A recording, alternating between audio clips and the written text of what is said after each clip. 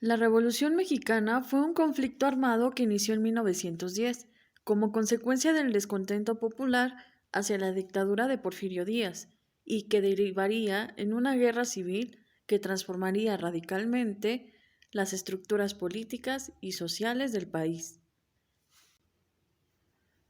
Desarrollo de la Revolución Mexicana.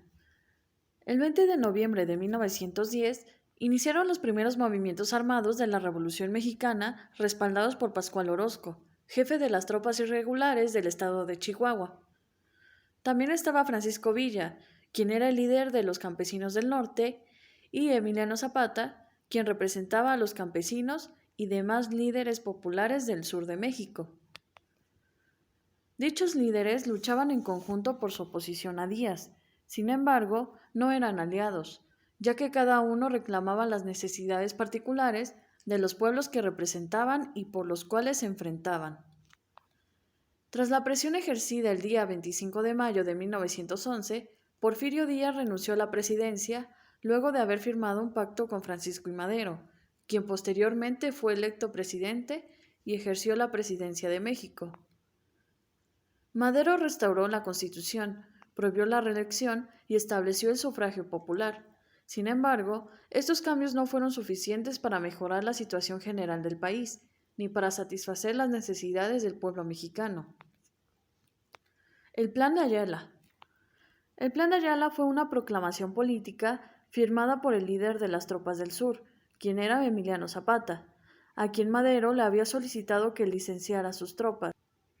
Sin embargo, Zapata solo aceptaría dicha propuesta si Madero cumplía con una serie de condiciones que finalmente desconoció.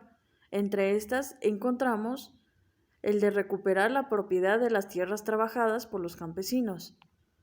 Esto produjo mayores desencuentros entre ambos líderes, en especial porque Madero tampoco llevó a cabo la reforma agraria exigida por los campesinos, lo que generó mayor descontento hacia su mandato. Finalmente, los grupos liderados por Emiliano Zapata se alzaron en contra de Madero. Emiliano Zapata firmó el Plan de Ayala el 28 de noviembre de 1911, en el cual se desconocía al gobierno de Madero y hacía un llamado al enfrentamiento armado para recuperar la propiedad de las tierras que fueron trabajadas por los campesinos.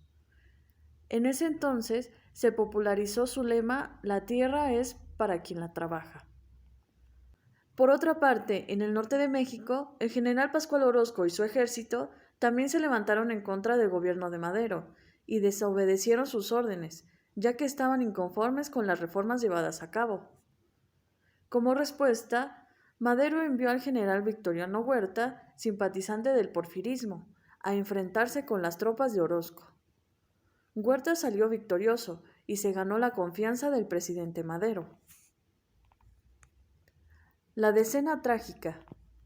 Se denomina como decena trágica al golpe militar que recibió el gobierno del presidente Madero entre los días 9 y 19 de febrero de 1913, organizado y liderado por los generales Manuel Mondragón, Bernardo Reyes y su grupo de militantes. Durante el hecho, fue herido el general Lauro Villar, quien se encargaba de la defensa del Palacio Nacional, motivo por el cual Madero designa a Victoriano Huerta a ocupar dicho cargo. Sin embargo, durante estos acontecimientos, Huerta había firmado un acuerdo con el embajador de Estados Unidos, Henry Lane Wilson. El pacto de la embajada, bajo el cual las fuerzas opositoras se unieron en contra de Madero, fue con el motivo de destituirlo del cargo de presidente, con el fin de que Huerta ocupara su lugar.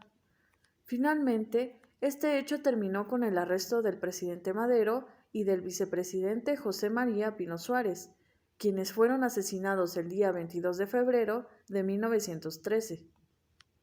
De esta manera, Victoriano Huerta logró asumir la presidencia de México y se convirtió en dictador al anular la libertad del pueblo por medio de la fuerza militar. Huerta recibió el apoyo de importantes hacendados, un gran número de gobernantes, del clero y militares, excepto del gobernador de Sonora, José María Maytorena, y del gobernador de Coahuila, Venustiano Carranza. Desenlace de la Revolución Mexicana. Tras la renuncia de Huerta a la presidencia, derivaron diferentes desacuerdos y acuerdos entre los líderes Venustiano Carranza, Francisco Villa y Emiliano Zapata, por lo que se realizó la Convención de Aguascalientes en noviembre de 1914. Tras varios enfrentamientos armados, protestas y desencuentros por la situación política, económica y social por la que atravesaban los mexicanos, y al poner bajo control los movimientos de Villa y Zapata, Venustiano Carranza llamó a un Congreso Constituyente y fue promulgada la Constitución de 1917, el día 5 de febrero. La nueva Constitución se caracterizó por reconocer el derecho de los trabajadores y establecer una jornada de trabajo de 8 horas, así como un salario mínimo. Por otra parte, también establecía la reforma agraria. Sin embargo, el Estado se concedió el derecho de expropiar las tierras y separó a la Iglesia del poder político. Venustiano Carranza fue asesinado en un viaje hacia Veracruz en mayo de 1920. Tras su muerte y posteriores elecciones, resultó electo como presidente de México Álvaro Obregón. Para ese entonces, los conflictos armados de la Revolución Mexicana habían acabado casi por completo. Durante este proceso fueron asesinados los principales líderes campesinos de la Revolución. Estos fueron Emiliano Zapata en 1919 y Francisco Villa en 1923. Francisco Villa. José Doroteo Arango, mejor conocido como Pancho Villa, fue un campesino y líder de la Revolución Mexicana de la División del Norte. También fue gobernador provisional del estado de Chihuahua durante 1913 y 1914. Francisco Villa se caracterizó por su rebeldía y realizar actividades guerrilleras. Villa y sus seguidores, denominados como villistas, lograron apoderarse de numerosas haciendas y campos en el norte de México, que fueron repartidas entre los campesinos. Murió el 10 de julio de 1923 tras ser emboscado en su camino hacia Chihuahua. Emiliano Zapata. Emiliano Zapata fue un importante líder militar y campesino durante la Revolución Mexicana. Zapata lideraba el sur del país e impulsó la lucha por la igualdad, la democracia, la propiedad comunal de las tierras y la justicia social. Zapata fue asesinado el 10 de abril de 1919 tras el encargo de su muerte por parte del presidente Venustiano Carranza. Principales causas de la Revolución Mexicana: la desigualdad social y la concentración de la riqueza.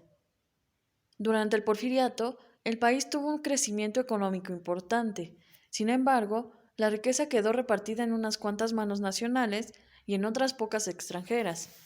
No existía la libertad política. El pueblo no podía elegir a ningún representante dentro de los poderes estatales ni federales. Estos eran impuestos por Porfirio Díaz, quien, pese a estar en contra de la reelección, permaneció en el poder más de 30 años. El despojo de tierras a los campesinos. Porfirio Díaz hizo una serie de reformas a la legislación que facilitaban la entrada a compañías extranjeras para que se adueñaran de terrenos baldíos, los cuales pertenecían a indígenas, campesinos o gente muy pobre que no tenían dinero para trabajar sus tierras y eran despojados de ellas. Creación de latifundios. Las haciendas de gran extensión pertenecían a unos pocos propietarios mientras la mayoría de los mexicanos moría de hambre. La disminución de la calidad de la enseñanza popular. El 80% de la población era analfabeta. No había libertad de expresión. La prensa tenía prohibido emitir cualquier tipo de opinión en contra del gobierno y las huelgas estaban prohibidas para todos los sectores. Los obreros y los campesinos carecían de protección laboral, por la cual estaban expuestos a la sobreexplotación. La mayoría de los trabajadores debía cumplir con jornadas de más de 12 horas de trabajo para un sueldo miserable de 75 centavos de ese tiempo. La represión y el uso de la fuerza. Las condiciones laborales eran pésimas. Sin embargo, cuando los trabajadores y campesinos trataban de manifestar su inconformidad, fueron reprimidos brutalmente. Tenemos el ejemplo de las huelgas de Cananea y Río Blanco que vimos anteriormente. Consecuencias de la Revolución Mexicana. La Revolución Mexicana es una de las primeras revoluciones sociales del siglo XX. Entre sus logros y consecuencias podemos mencionar los siguientes: la renuncia de Porfirio Díaz, la promulgación de una nueva Constitución de 1917, la nacionalización del suelo y subsuelo, la reforma agraria, la reforma a la Ley de Educación Pública, la nacionalización del petróleo, la mejora de la situación laboral de los trabajadores, la creación del sindicalismo, y por último la repartición de los latifundios entre el campesinado. Hasta aquí el tema sobre la Revolución Mexicana, segunda parte.